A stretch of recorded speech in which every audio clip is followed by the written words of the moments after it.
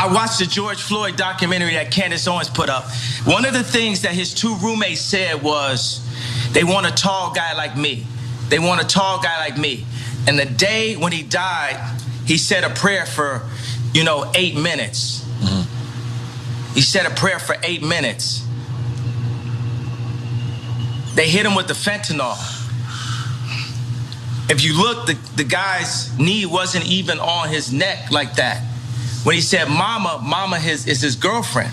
They said he screamed for his mama. Mama was his girlfriend. It's in the documentary. I want to be careful with this subject because... Wait a second, but tell me, could you even really run this interview? Because Mav didn't run my interview. Right. You know what I'm saying? They blocked me out. The Jewish media blocked me out. This right? I'm lit, right? I'm lit. I'm lit. Okay. So they did run at least part of the interview, I guess. And I love him pointing out the difficulty in having some of his other interviews being run, and then seemingly wanting to demonstrate why the trouble existed by immediately beginning to talk about the Jewish media and their control of seemingly everything. And we'll talk about that part, but the bulk of the comment was that Kanye West is now in a position in his life where he just believes about the world anything he hears Candace Owens say. Or I guess Tucker Carlson, who tells very similar lies about George Floyd and the nature of his death. Just to clarify for people who might not have been tracking this tragedy, during the trial against Derek Chauvin, who killed George Floyd, medical experts testified that even though Floyd did have traces of fentanyl in his system, Floyd died from a lack of oxygen caused by the knee on his neck, which a coroner's report affirmed in deeming Floyd's death a homicide. But what would they know? They're only the coroner and medical experts. I mean, they don't have the sort of expertise on the topic that one Candace Owens would have. And so Kanye West is taking whatever remaining cultural power and influence he has to try to convince people to believe fraudulent right-wing narratives about the death of George Floyd.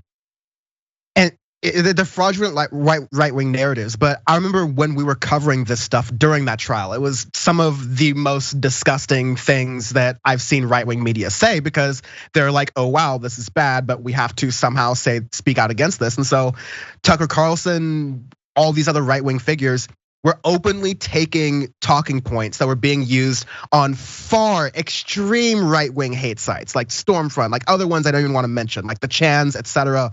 And so it's not, I tweeted this earlier over the weekend when I saw this Drink Champs clip, like other than race, and as other people pointed out, like, class, what is the difference ideologically speaking between Ye and like the average Stormfront user?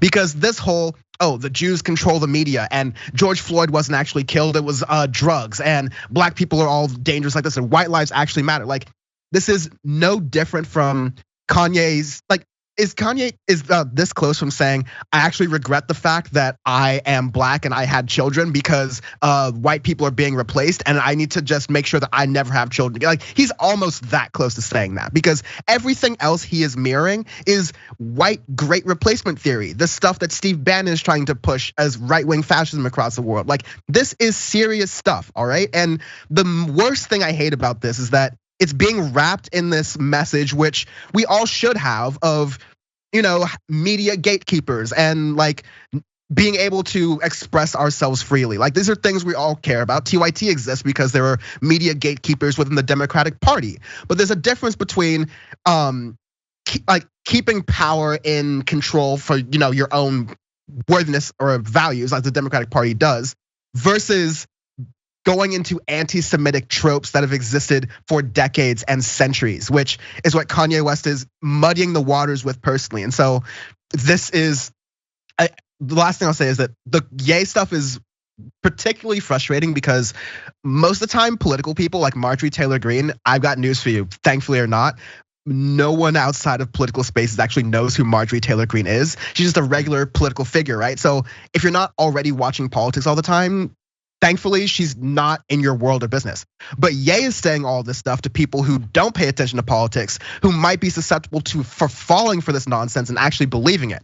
That's when it gets dangerous, because that's the real world society out there who already has this distrust of media.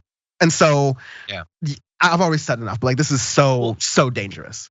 Yeah, and look, I don't know the politics, if there are any, of the hosts of that show, but that's why you should theoretically be ready to rebut some of this stuff. I mean, I don't know that they could have been expected to know that he was gonna randomly start talking about George Floyd, but I feel like you gotta come back the next day and be like, well, here are actually the facts that came out in the case.